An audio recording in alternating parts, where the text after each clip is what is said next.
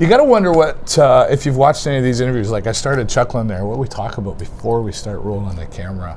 I'm here at BGC Sarnia-Lambton, and you might go, what is BGC? We'll get to that in just a moment. But first, someone I've known a long time who's very passionate about many of the things that she does. Jaylene Henry, thank you so much for giving me the space and time. Well, you're a busy lady. Oh, sorry. You're a busy lady. And I meant what I said there, though. Like, as long as I've known you, you're passionate about what you're a both feet in the water, all in kind of gal. Would you agree? Yes, absolutely. Yeah. Yeah. Where are you from originally? I was born in Halifax, but I moved to Sarnia when I was almost 7 with my mom. Yeah. What brought you here?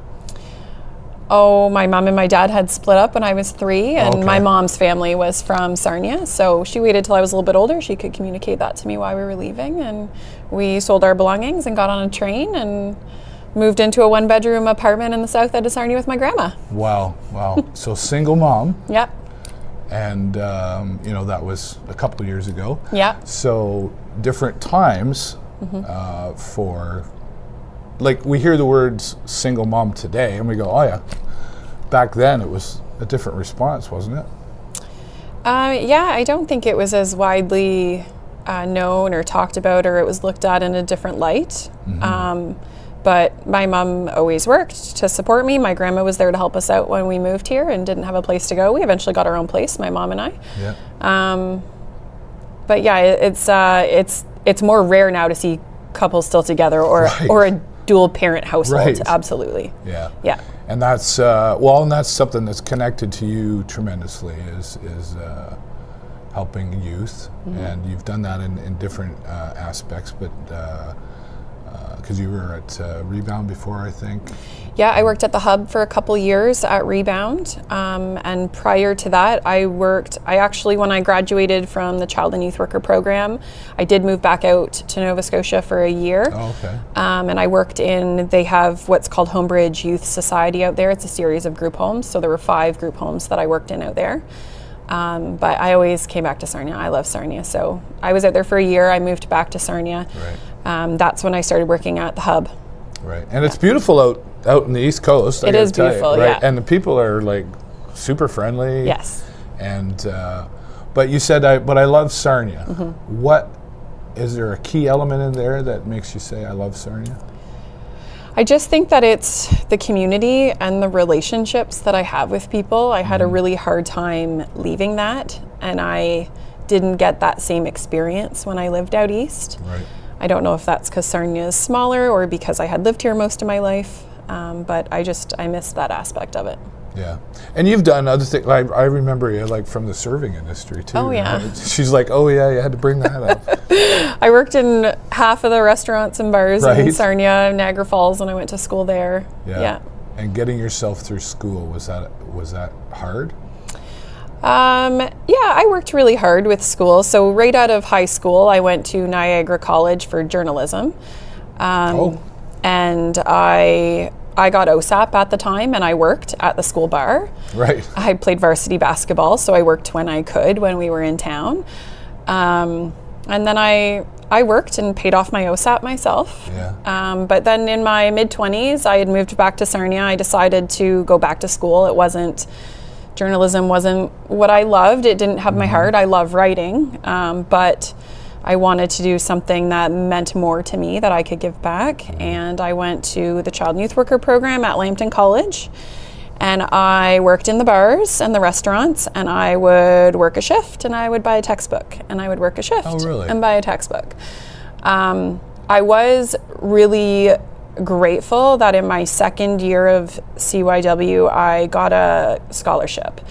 So that back paid me for my first year, and it paid for my next 2 years. Wow. So that really helped. Yeah, that was the Garfield Weston Foundation Award. Nice. Yeah. Good for you. Thank Your you. work ethic, and I'm hearing in there, is very strong. Did that come from your mom? To see what, as a single mom, she had to do with raising you? Yeah, mostly on her own. Yeah, she always worked. She worked when we first moved to Sarnia and lived in that one bedroom with my grandma. She worked at the White Knight, East Lane Plaza, dating myself, or my mom. And then she ended up getting a job with Pro Concrete, and she worked there till her retirement. Okay. So they were a really great company. They were really small, and yeah, I just knew that we struggled when I was little, and I didn't want to struggle as an adult, and I didn't want my kids to know that struggle either. Yeah. So there's a heart attachment, I guess, is what I was looking for in there, to what you're doing and have done to this point. It's the cliche question. If you watch the show, they know what's coming next. How was school? Like high school, public school, college? Like, did you enjoy it all? Not high school. Okay. Why not? Kids can be mean. I had some friends in high school. I also played basketball in high school, but I had a lot of negative experiences attached with that too. And I saw politics over relationship happen time and time again. How do you mean? There was an incident I remember in high school. I worked at Bingo Country in high school. So I remember... You're not as old as me, come on. I remember coming to school one day. So I would work till midnight at the bingo hall, and then I'd get up and go to school. And I remember I came with my tips in my, I don't know if I had a backpack or a purse at that time, but my purse, whatever, wallet. And then I got ready for basketball practice, and I was, say, on the junior team, and the senior team went in after us, and I came back and all my money was stolen. Oh. And they found out who did it, but I remember that they got all of the players together and they took a vote on whether that person should be allowed to play basketball because they were good at it. So there was just politics involved, and everyone, of course, wanted to keep them on the team. So that's what happened. So there was no accountability. Nope. There was no discipline. Nope. And obviously, that's stuck with you. Yep. That's one of those things that it's just right here. And so is that part of your, I don't know if I call it a mission in what you do, is to make sure that those types of things don't happen? Well, I want to make sure that people have a voice and that they feel heard and that they have an advocate for themselves or someone to help advocate for them if they don't have their own voice or are unable to use it for whatever reason. Yeah, not everybody knows how to advocate for themselves. That's a skill, would you agree? Yes, to know absolutely. How to speak up? Yes. I know you have no problem speaking up, Jaylene. And that's, but that's a part of you that is important piece, I think, because knowing you as I have, through, and I have the advantage of seeing you in the bar business, as I was there too, and then also seeing you into the youth side of things and helping. So that's a good piece of who you are, to strong, I guess. I think everything that you grow up with kind of shapes who you are, but I think above all that, it's a desire of who you want to be. Yeah, who can you become? Yeah. Right? Are you, I kind of know the answer, but are you a philosophical book reader kind of gal? I love reading books. Yeah. What kind of books do you like to read? For the most part, I typically read nonfictions about children. Oh, yeah. A lot of them are about child abuse or things that have happened. I can just relate. I also learn a lot from reading the books, but that's what piques my interest most of the time. Yeah. What do you learn from that? Well, it really opens your eyes to what children may be experiencing that you might never see or know. So I went into the foster parent world for a little bit as well. Right, I remember that. Yeah, and it opens your eyes up that you don't know what's going on when people leave your program or your group or wherever you are. You don't know what's going on when they leave your space. You were a big advocate in that foster care world. I remember when you first got involved with that, and one of your statements, I guess, if you will, was like, it's not like on TV. It's not all bad. It's definitely not like on TV. Yeah. I mean, people who open their home to other kids, I would like to believe always have a good heart and a good meaning behind it. it's definitely a lot different than you would ever think it could be, trying to raise someone else's child. And I always personally wanted the teens. I wanted the ones that nobody else wanted for the most part. Pardon me. You know, a lot of people when they're adopting or fostering, they want the cute little shiny baby or, you know, the 2-year-old. And I knew that those kids don't usually have a problem getting placements, but working in the group homes, the teens do. Yeah. So we had 2 teens that had lived with us, and it was a very different experience. Very challenging from what I can remember you sharing. Yeah, it was really challenging. I mean, the kids come in with a very different lifestyle than what you're trying to give them. And I went in with rose-colored glasses thinking I'll just love them to pieces and everything will be great and I'll provide them with the things that they didn't have and it'll be great. And that wasn't the outcome. But I still speak to both of them to this day. Yeah. How are they doing? They're both doing well. They're both living independently. And yeah, that's all I can wish for them. The one graduated college this year. Oh, wow. And the other is trying to join the military. So, you know, they'll call my husband for some life advice at times. Right, right. I was going to say, let's get to Dwayne. Yeah. We can't leave him out. Military fellow, of course. But how did you guys meet? My college roommate from Niagara College, right out of high school, college roommate, married Dwayne's brother. Oh, yeah. So she had just invited me to all of her family events. We became really, really close. We were best friends. I got invited to all their family events. So for 10 years, I was always there with, you know, my partner at the time, and her husband, Andrew, has 2 other brothers. One of them is Dwayne. So I had known Dwayne for probably 10 years. Wow. But he was there with his partner as well, and it was just kind of my extended family. And then when I was 30, I had what I call my midlife crisis. Okay. I had just moved back from Nova Scotia. I was almost 30, and I was like, I'm just going to live with my cats, and I'm going to be single, and I'm going to get my motorcycle license. Right. And that was how I was going to live my life.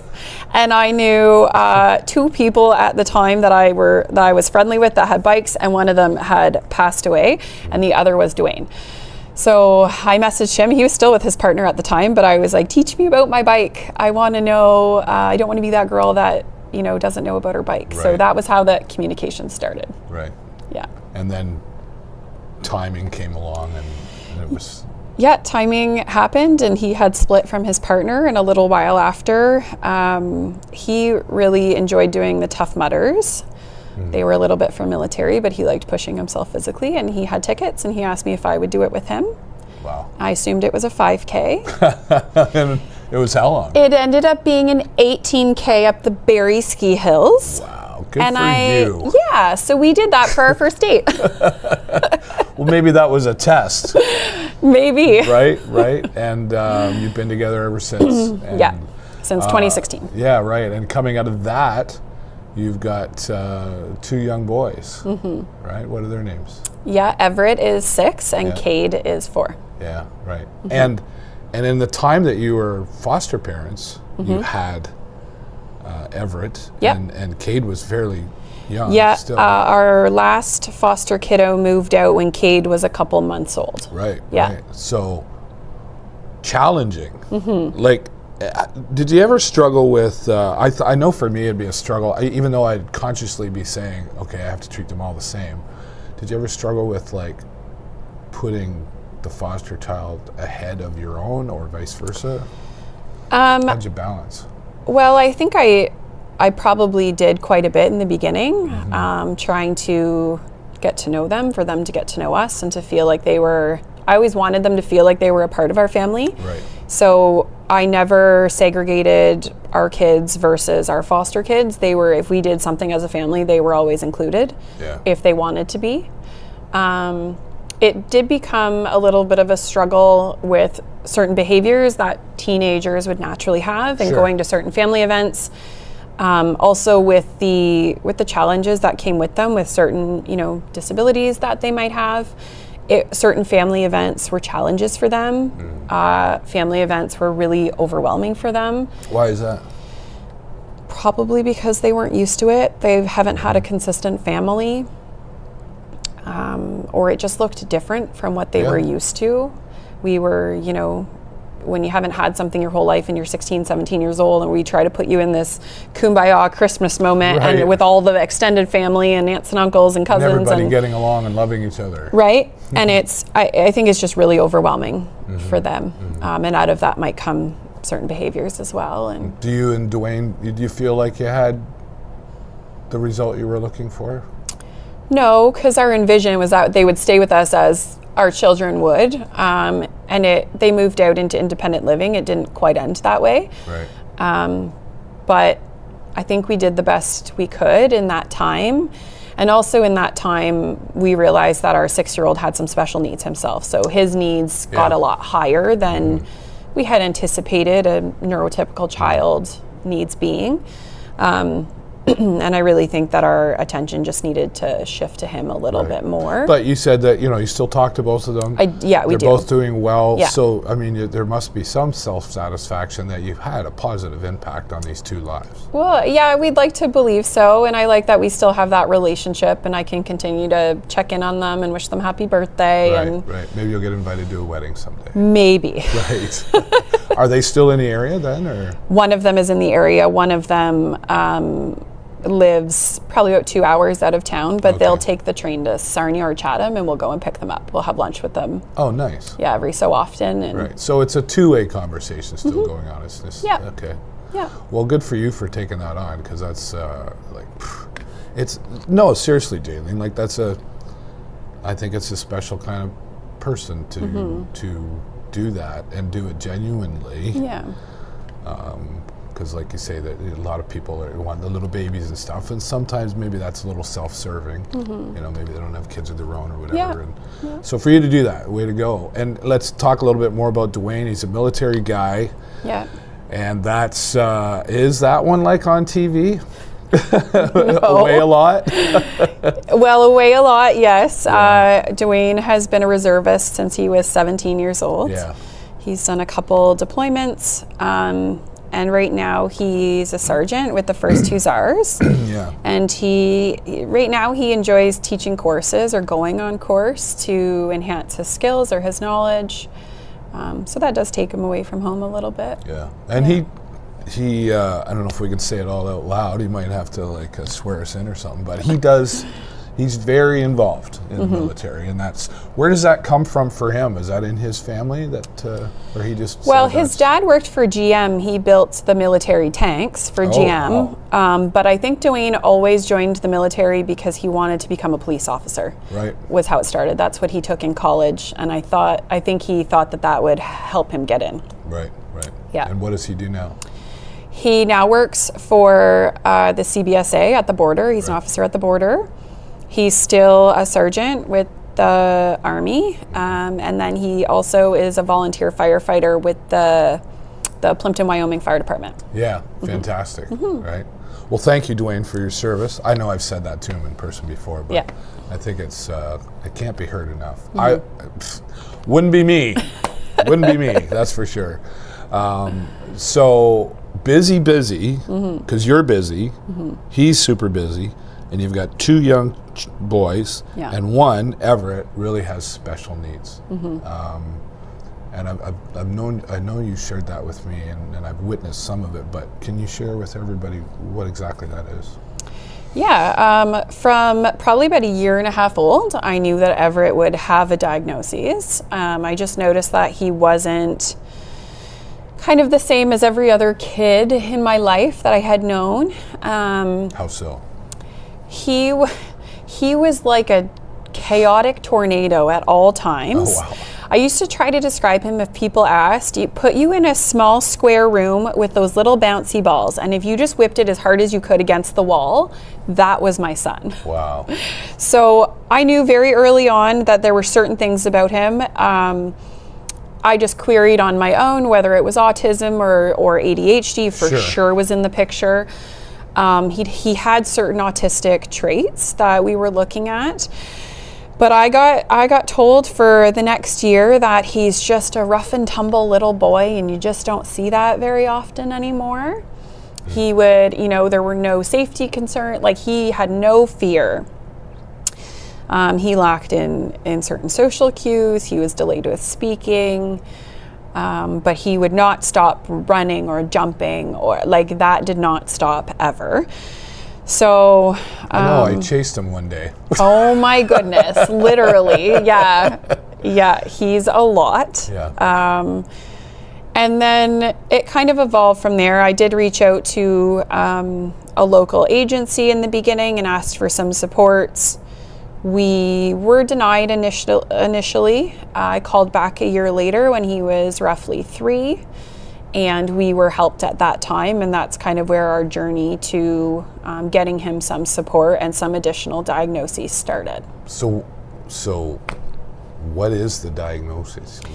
Currently, whatever? Currently he sits with really severe ADHD. He has intermittent explosive disorder. Mm-hmm. He has anxiety and OCD traits. Wow. Put them all together. Right? Right. Yeah, it's a lot. What we struggle with most currently is, OCD they call sticky thoughts in little kids. So he has sticky thoughts. Mm-hmm. If he believes that something should be a certain way in his mind, or these are the rules, it's very black and white. And if it does not go that way, he just cannot function. And then the intermittent explosive disorder comes into play, and he's immediately frustrated or angry. Something as simple as like doing up his seatbelt in the car. If he can't get that the very first time, he immediately is angry. Wow. Yeah, he just doesn't have that ability to kind of regulate or cope like a neurotypical kiddo would. Mm-hmm. Yeah. That's got to be hard on him, obviously, but that's got to be difficult as a parent to watch. Yeah. Knowing that maybe you don't have any control over these things. Yeah, it's really hard seeing him like that. Anger in there, right?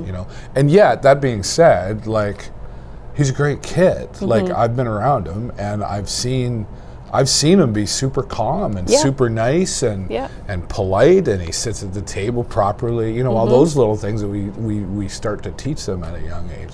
Yeah. So he's not a bad kid.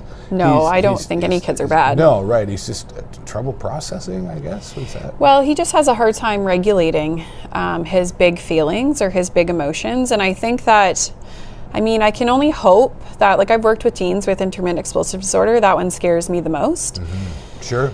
And I'd like to believe that we got him interventions and support by age 3, and that we can give him the skills he needs to be successful in life, instead of maybe not addressing it. And then when he is a teen or in his early 20s and they're changing and growing so much that becomes a bigger issue, my only hope is that because we intervened early enough that we can hopefully provide him with the skills he needs to be successful and to live a happy life. Yeah. That being said, I know you said you've got some help, but getting the help for these things hasn't been an easy task either, right? No. Is that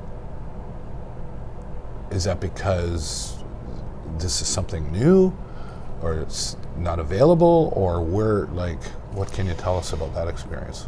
I think that Sarnia does a really, really good job at what it does for services for children and youth.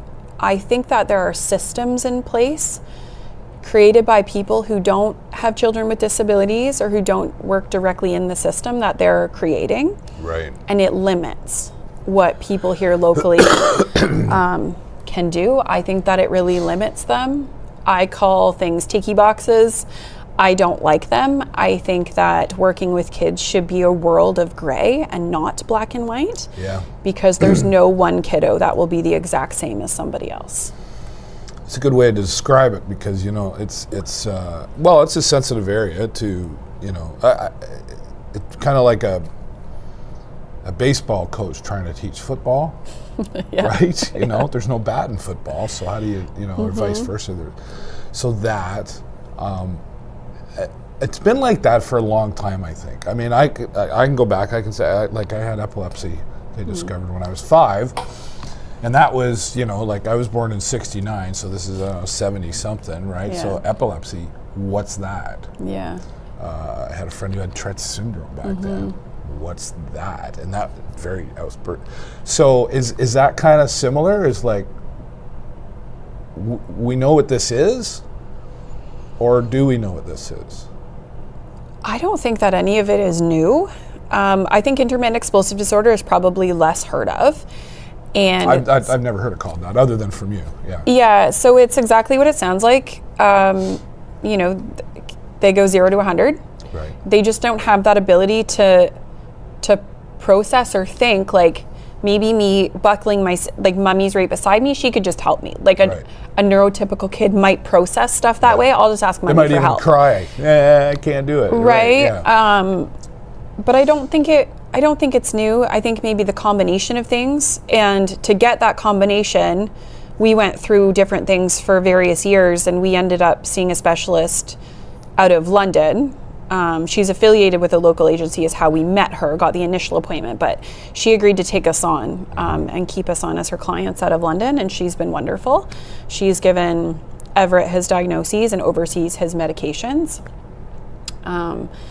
But I don't know what it is in Sarnia. I think agencies want to help, and I just think that they're really limited with what they can do by either certain ministries or certain funders, and they hold ticky boxes. And if you don't fit directly in their box, they might not be able to help you. And I get why they have those boxes to check. I mean, there has to be structure on, we can't just give money to everybody. Yeah. But it also has its disadvantages too, right? Yeah.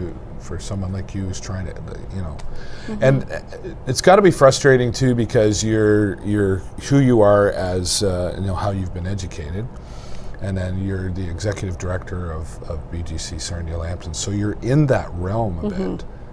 Is that fair to say that the frustrations have been maybe harder than someone who wouldn't be educated that way? It's frustrating because I know the agencies locally and beyond, and I know the systems, and I work in them, and I have the right contacts, and it was incredibly difficult for us to receive help, so I can't imagine what other families go through. Right, because you know that person over there, I can call and say, yeah, not everybody has that advantage, right?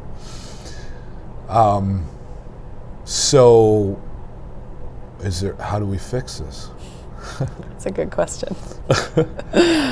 Well, I gave a little speech recently at a luncheon, and that's kind of what I took the opportunity to talk about, was that change starts with whomever in the agency wants to create change. Barriers happen, but it's up to you to eliminate them. And whether your barriers are at an agency level, municipal, or provincial level, change has to start somewhere. You have to have a desire to want it and to fight for it. So you're an advocate then, would you say? Yes. Is that part of your mission? Yes, absolutely. I feel very passionately about advocating for children and youth and even families to get the help that they need. That even comes back to the high school story. That's kind of where that started, that I want people to have a voice. I want them to get the help they need and deserve, because we all need it in some way or form, right? So you talk about a luncheon you gave a speech at, and I know I was getting there. I'm very proud to see you be recognized. It was the Women of Excellence Award, and you got the call. How did you react? Well, Mike Barron, the ED of the Sarnia Community Foundation. So our program director, Sarah, got the phone, and she told me who was on the phone for me. And we apply for grants through them. So when people call, it happens sometimes where they want clarification or they have a couple extra questions about grants. So I track everything I apply for, and I quickly grabbed my granting book and I started flipping through it, looking for the Sarnia Community Foundation, what did I apply for? So when he asked me questions, I could answer them for him. And instead, he told me that I was the recipient of the Women of Excellence Award. So I was completely in shock and didn't know what to say. And that's something that I had maybe aspired to one day in my career, but I did not think it was coming anytime soon, if ever. Did you still go, and what about the grant? No, I didn't. I was speechless. Yeah. I was really speechless after he told me that. And I really couldn't get my words out in the moment other than to say thank you. And I really sat with it and processed it for quite a while. And it was just such an honor. Yeah, and you were celebrated in that room, and I know there were lots of people that we both know that were there, and I got some feedback I heard from other people. They were like, wow, Jaylene gave the speech. The speech is being talked about by other organizations, other people in those organizations. It's like, I don't know if you know this, but like this speech it was very impactful. I'm sad that I missed it, right? Where was my invite? No, I'm just kidding. But it's being talked about. I've had different people go, wow, that speech the other day. Yeah, I was at the Surf and Turf not too long ago, and somebody else there said, well, yeah, I was there for that. Wow, that was incredible. Was that your intent? To have that hard impact? Talk about what was in that speech. So I met with Mike prior to and asked some boundaries. How long do I have? And when he told me 90 seconds, I was like, okay, I can go up there and thank, I had invited 7 people to sit at our table who have all made impacts in my life. And I was like, I can thank them and I can talk about my degrees or my accomplishments or like the things I've done. And I was like, good for you. Right? That's not my style. And that's not what I wanted to get out there to whomever was listening. And so I was like, how can I create impact or even a tiny ounce of change in 90 seconds? Mike didn't hook me off the stage. I took probably 3 minutes, probably more because I was crying or trying not to cry. They tell you 90 seconds because they know you're going to take 5. It was probably 5 with I had to stop speaking a couple times, try not to cry. But so I'm a child and youth worker at heart. That's always what I'll be. So of course I had an activity for every table. So before everyone arrived, I put a basket on the table and there were different items in it. Anything that could create a straight line. So there were balloons, toothpicks, popsicle sticks, nail files, zip ties, like anything that was straight, I put them in a basket at the table. And I started off by saying, before I get started, I'd like you to pick 4 items out of the basket and make a box. And then I continued speaking and I told a couple things that have happened here at BGC or in my own life to where children experienced things that they shouldn't and families have gone through things that they shouldn't. And the whole premise was that they deserve better. And then I also said a couple times throughout, this is from the fostering world, but I think it translates to everything. If not you, then who? If you're not going to do it, don't stand around and wait for the next person to do it because they'll think the same thing and change will never occur. So we had 50-year-old policies at BGC when I started, and I inherited ticky boxes. I inherited squares that children were supposed to fit in and families were supposed to fit in. And if they didn't fit in them, we would tell them no.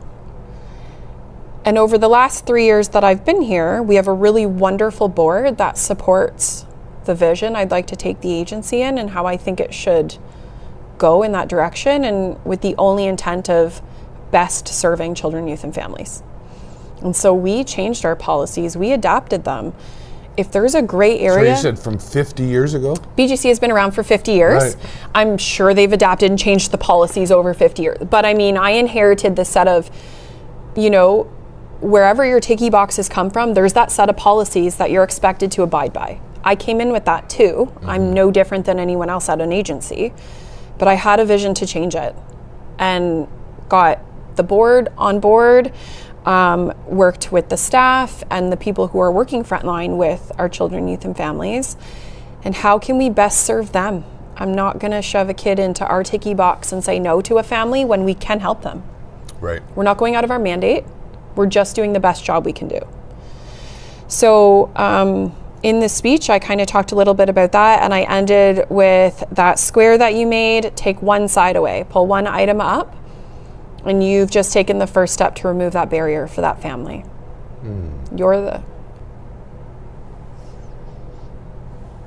I just think that children, youth, and families experience enough And they need us who are in the front lines advocating for them to do better. They deserve more. I think everyone would agree. But we talked a little bit earlier about, some people don't know how to speak up, right? So that's part of it too for you, is to go, okay, so I have a voice. I can recognize what they're up against, so I can use my voice to help them. Well, and it's systems and people who do work in them. If every agency that I went into to get help for my son, if I accepted the no that we were often told, right, where would we be today? Where would he be? Yeah. Would he be doing as well as he is doing? Mm-hmm. He's in SK this year. Yeah, he's come through a lot. Yeah, last year was pretty bad for us, but this year he's thriving in school. And if we had accepted the no in people's offices, where would we be? Would he even be in school? Right. Yeah. That was a question at the end of last year, is should we take him out of school? Yeah. He was kicked off the bus at the end of last year. But I won't accept no for an answer. That might be the single child in me too, but I don't like hearing the word no. No? No. So I'll always fight to, do the best job that I can and go beyond that if it's best serving children, youth, and families. I'm not fitting them into any box because they're a world of gray. Every kid and family is a world of gray. And that example you gave, I felt like I was there, like what you just shared. No, but I mean, you told you have 90 seconds and okay, you're allowed some more time, but I bet you there was a pin drop in that room. I think I blacked out during the whole speech. Okay. But I was trying not to cry. I was, I made a comment. There was one scenario that I told where police were called on two of our children, and then I have the police table sitting right in front of me. Yeah. So talk about that. I heard about this but too. I think it was quiet. Everyone was intently listening, I think. And all I could hope is that they realize that they are the change makers. You are the front line. Whether you work with children and youth or not, you work with people. That's right. And they deserve better. Yeah. There was an officer that was there that I spoke with, actually. Oh, really? They were, I won't even say he or she because I don't want to narrow it down. They were very happy to hear, and it didn't sound like anybody was offended by anything. Well, and it wasn't on the police. They did nothing wrong. They were just called to a scenario. Yeah. And I've often said to some of my friends downtown, that, pun intended, like, you're really handcuffed a lot of times. They are, even though but they still have the words, right, that they can use, and they are the uniform, and I talked to some firefighters too. Same thing, right? They're impacted by all that stuff and can have that impact as well, right? It's not just a job or a well-paying career, right? It's and we need more people like you who are not just, you're not just the executive director for a career move. It's you're here for, you've had a mission for a long time, and you've worked towards getting there. Thanks for sharing that personal side, because I think it's important for people to see the realism of what's going on.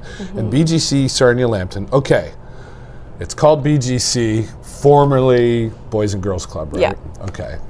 And that was just to be more inclusive. Yeah, the federation nationally changed the name. It's BGC Town You Live In. Fair but enough. we've been known as the Boys and Girls Club for 125 years, actually. And one of Sarnia's best kept secret, unfortunately. Like I think I know you probably get mixed up with some other organizations. We do, sometimes. I know, but not intentionally. I've done it, just a Freudian slip.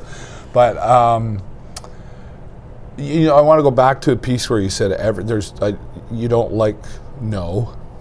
You don't like hearing no, but you don't like to say no to people either. No, I don't. And I've heard you eavesdropping on conversations where you've said, no, we're not saying no to that family. I don't know where the money's going to come from. We're just going to figure it out. And that's part of your mission here at BGC Sarnia-Lambton. Yeah, it's probably not the best business model that we came in with, but that's kind of how I operate. I stay within our mission and mandate and our values, and that's what we're doing. Yeah. And if I need to go find money elsewhere, then I'll do that. If it's best serving the kids. Right. And let's talk about that, because that's the toughest part. Every organization, there's youth programs, there's adult programs. We've got Literacy Lambton's here in this building as well. Everybody needs that one thing. We all need the money. Show me the money. But yet we live in a community, I think, that's very generous. Absolutely. Yeah, we've created lots of new relationships and partnerships in the last 3 years. And the companies and agencies that we've got to work with and get to know and who do support us have been incredibly generous, and we wouldn't have been able to grow like we have in the last 3 years without them. And there's still some work to be done, and I hope to build that through future relationships and continue the partnerships we do have, and it's all going back towards the kids and what they need. Yeah. Talk about some of the programs that you do offer here that is important. What kind of things does BGC Sarnia-Lambton offer? We're probably most known for our after-school program. There's probably about 7 schools that are bused to the Lockhill site. We're in the Lockhill Kiwanis Center for our main site. Right. And then for a couple years, our wait list was one of my biggest concerns, is that there were other schools that we couldn't get bused to our location and that weren't being serviced. So we couldn't figure out the transportation issue for a couple years, so instead we opened up a second site location. We're currently in St. Luke's United Church, and we can service 2 other schools to that site location that couldn't get bused here. And we're working on a county location for after school right now, actually, to hopefully open up in the fall. And that will be out in Forest. That's our goal. That kind of touching on the rural area, which transportation, it's not like here where we can hop on a bus and go around. Well, and we did a community needs assessment last year out in Forest, and it was identified that there was a need for after school out there, and we're just hoping to be able to provide that. We're just looking for a space right now to house us. And then our summer day camp is our next biggest program. We started with one site with 60 kids a day, and we now have 90 kids a day here at this location at the Lockhill Kiwanis Center. We have 30 more children a day at St. Luke's, and then we run a specialized camp out in Forest called Camp Food Nation, where we have 20 kids a day out there as well. Wow. And everybody needs to know about this. Like I said, like it's one of the Sarnia's secrets that I never knew. You know, like I know you just celebrated BGC Kids Day. Club Day, yeah. Or Club Day, yeah. Thanks. And I think this was my 3rd or 4th year coming to that, and the first year I was like, yeah, sure, Jaylene, I'll help you, right? Yeah, of course, friends, right? But then the next year I was like, okay, and then like this year, I really saw the growth in it from the first year I was here, you know, and I was just looking around, and I mean, thank God Mother Nature showed up, and but I was just looking around and going, there was 150 anyway, probably more. I'd say closer to 200 kids running around out here. The face painting, you had the library was here. Like there was a lot of community partners that were involved, and they were all having a whole lot of fun. They were screaming and yelling as kids, right? That's been a great success to celebrate of what BGC Sarnia-Lambton's done at the same time, right? Yeah, it's an incredible day. It's celebrated nationally across Canada, and it's the first Friday in June every year. It's called BGC Club Day. And when I first started 3 years ago, I started in April. So in 2 months, I threw together the first club day. Right. We had about 30 kids attend. Yep. We had a couple vendors, and it was great. Now 4 years later, we have roughly 150 kids come the last 2 years. We had 22 vendors this year. Right. And they all offer free activities or something for the kids, just to celebrate them being club kids and their mental health. And I think it's a great day. Yeah. And it just, it's just a day to celebrate them. Yeah.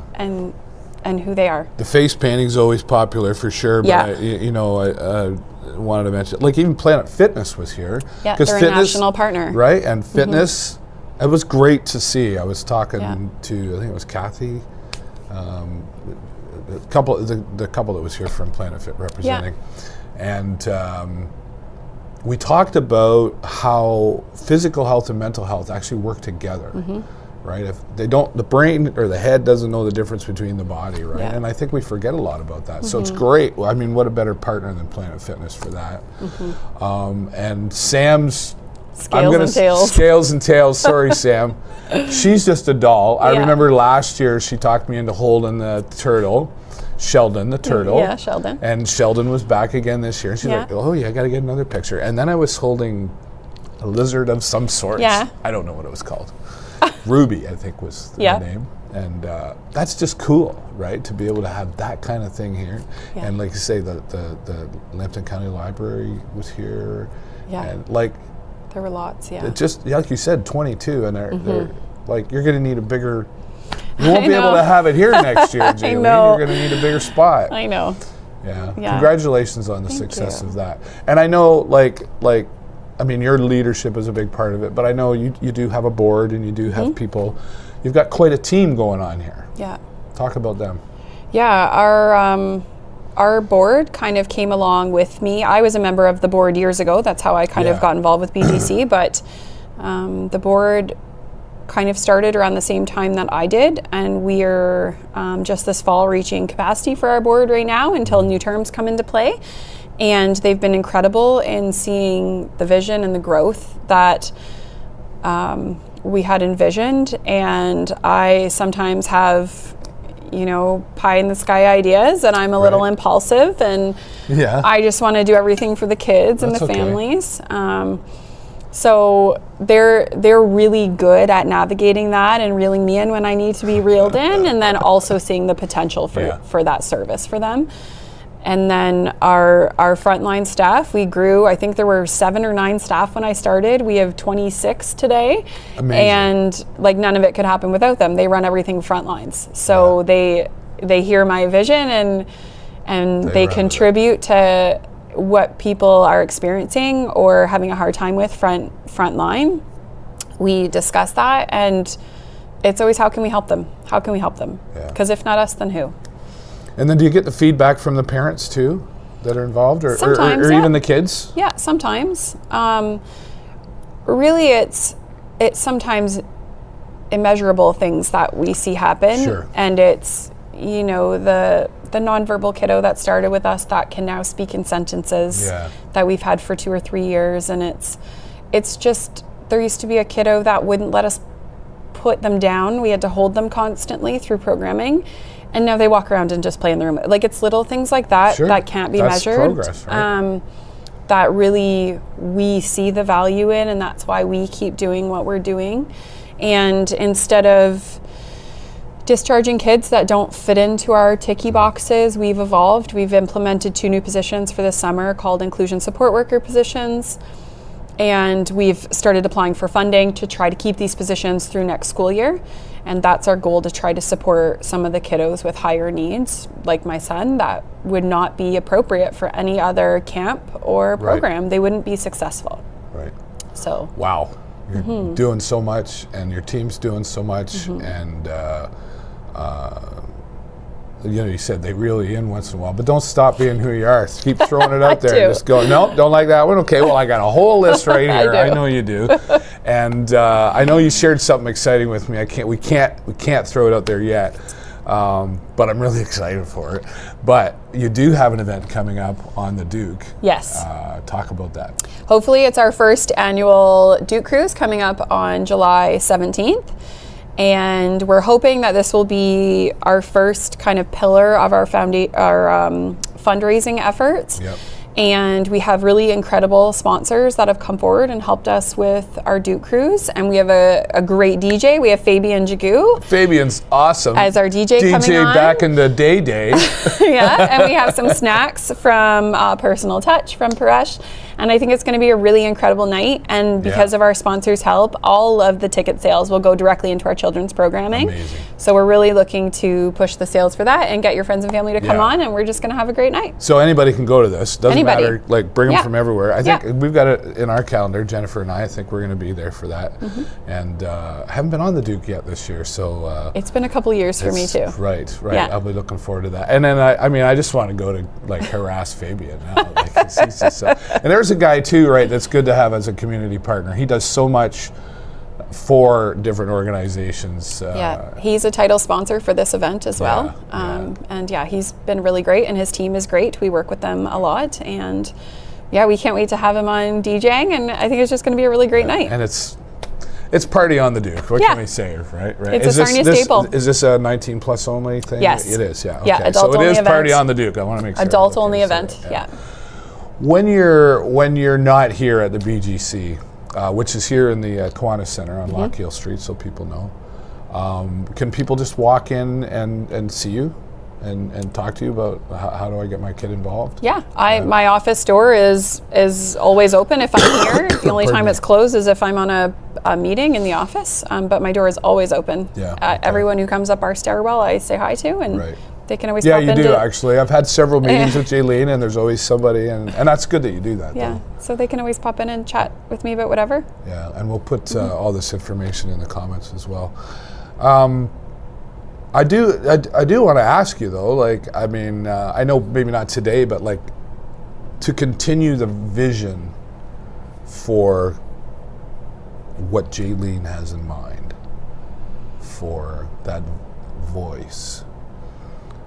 Is there other avenues that you look to take in the future to keep doing that? I think that I can do a lot of it from here. I really love BGC and the community that we have with the national and people locally. I think we're just going to continue to grow and create those relationships and partnerships. I try to work everything off of a relational model, and I think that that's the foundation of us and Sarnia and the community that we have here. And I think that the big goal would be that I don't have to turn away any child, that we can say yes to them all, that there are services for you, we will help you.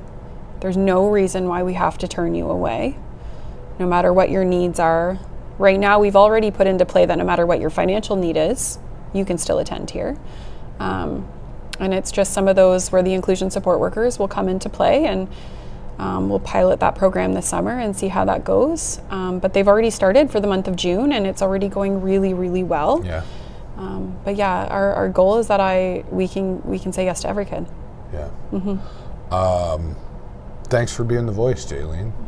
Thanks for doing what you do here at BGC and beyond. Honestly, there's so much more that we haven't even talked about that I know we could, but and I don't have, my children are grown and stuff, but I've talked to you about my kids here and there, and you've always been a good ear for that, and I agree. I think you're in the right space to do what you're trying to accomplish. And if I know the Jaylene that I know, you're just getting started. Like you're just like, there's so much more. I wish I could just snap my fingers and it'd be done. But I think you keep going and you keep aligning yourself with the right people too, right? You're getting there, and I hope you've sat back and looked, like, you talk about having only 30 kids here to 150-ish. Next year could be 300 or more, right? Because I think there's still so many children out there that aren't getting the help they need. And well, BGC in general, when we started, had about 150 kids. We have over 2,300 now that attend all of our programs for the year. So we've grown. We've gone out to the county. I think now we're just trying to do what we do really, really well. We have some evening programs that are gaining traction as well that I think are really unique to Sarnia, and we're just trying to do what we do now really well. You're doing it. You and your team. And congratulations again on the Women of Excellence Award. Really proud of you for achieving what you've achieved. Thanks so much, Jaylene. Thank you. Jaylene Henry, who's the Executive Director here at BGC Sarnia-Lambton. We're going to make sure you know who that is. And don't forget, the Duke Cruise is coming up. Should be up on your screen there now. And if you got some questions, reach out to Jaylene here on Facebook or YouTube, wherever you're going to see this, and find out more and get your children some help. And maybe you just know somebody, if you don't have kids yourself, that could use that help. Spread the word. So you know what I'm going to say, as I always say, make sure you click the click the love button. That's a really good one. And it's really important that you click that share button. It helps the algorithm spread the word. We can share Jaylene's story and BGC Sarnia-Lambton. But as always, that's all the time I got for you this week. Have a great week and an even better weekend. We will see you next time right here on the show. Bye for now. Say bye-bye. Bye.